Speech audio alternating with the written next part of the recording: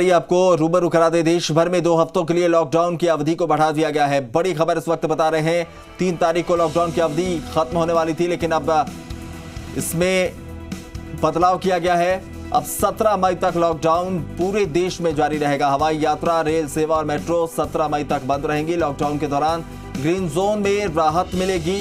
Lockdown के दौरान red zone में कोई राहत सरकार की तरफ से नहीं दी गई है। तो बड़ी खबर आपको बता रहे हैं।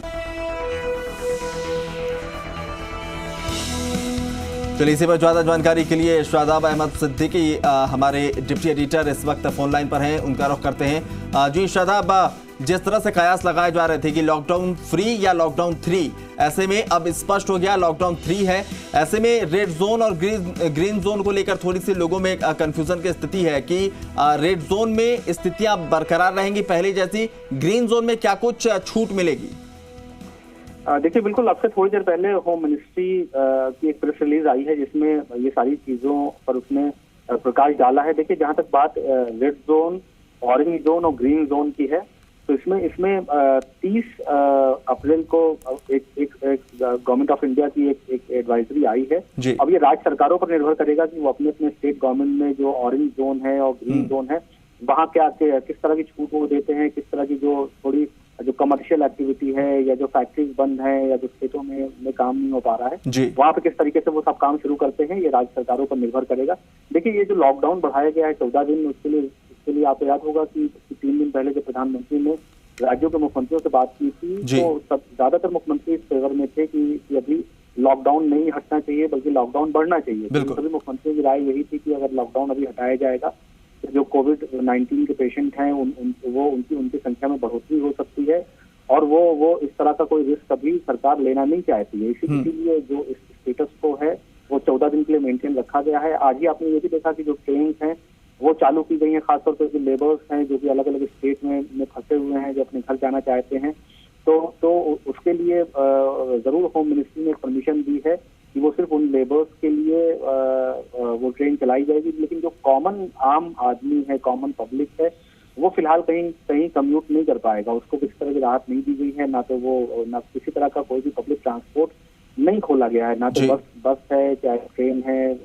एयरपोर्ट है, ये सब कुछ बंद रखा गया है। सिर्फ वो लोग जो कहीं ना कहीं किसी वजह से फंसे हुए हैं उनको स्टेट गवर्नमेंट की जिम्मेदारी है कि वो उनको निकाल के उनके घरों तक पहुंचा देगी। देखिए, दूसरी बात यह है कि जो ये लॉकडाउन 14 दिन का हुआ है उससे इकोनॉमी पर एक बड़ा असर पड़ेगा, इसमें कोई शक नहीं है।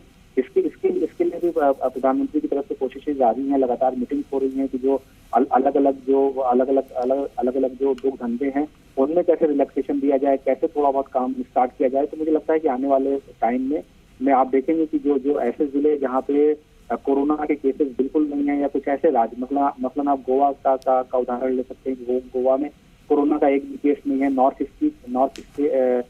ईस्ट के कुछ स्टेट हैं जहां कोरोना के केसेस नहीं है। आप छत्तीसगढ़ का उदाहरण ले सकते हैं जहां कोरोना के सिर्फ 100 से ज्यादा मामले हैं। तो ऐसे स्टेट में कुछ काम शुरू होगा, उड़ीसा में कुछ काम शुरू होगा। तो इस तरह से ये काम शुरू होंगे, लेकिन मोटे तौर पे जो आम आदमी है जो कि अपने घरों में है तो उसको फिलहाल कोई राहत नहीं है। जी अतुल, बिल्कुल, उन्हें कोई राहत नहीं है। सुताब जी, सवाल ये भी है कि जो पिछले 2 लॉकडाउन को देश ने देखा है और ये अब तीसरा लॉकडाउन अब आज घोषित हुआ है, तीनों में अगर फर्क करके देखें, क्योंकि लगातार अगर राजस्थान के लिहाज से बात करें, गहलोत सरकार लगातार मदद की मांग लगातार सरकार से कि फंड दिया जाए, राहत फंड की मांग लगातार करते। ऐसे में माना जाए कि लॉकडाउन 3 के दरमियान राज्य सरकारें अपने विवेक के अनुसार बहुत कुछ कदम उठा सकते हैं और खासतौर पर राजस्थान सरीखे अगर राज्यों में बात करें वहां के हालात को देखते हुए, तो कुछ ऐसे जिले हैं जहां पर राहत और बढ़ाई जा सकती है, कामकाज की शुरुआत हो सकती है। जी बिल्कुल, देखिए, राजस्थान में जो जिले बिल्कुल ग्रीन जोन में है वहाँ पे जरूर ऐसे संकेत मिल रहे हैं कि वहाँ कमर्शियल एक्टिविटी स्टार्ट होगी।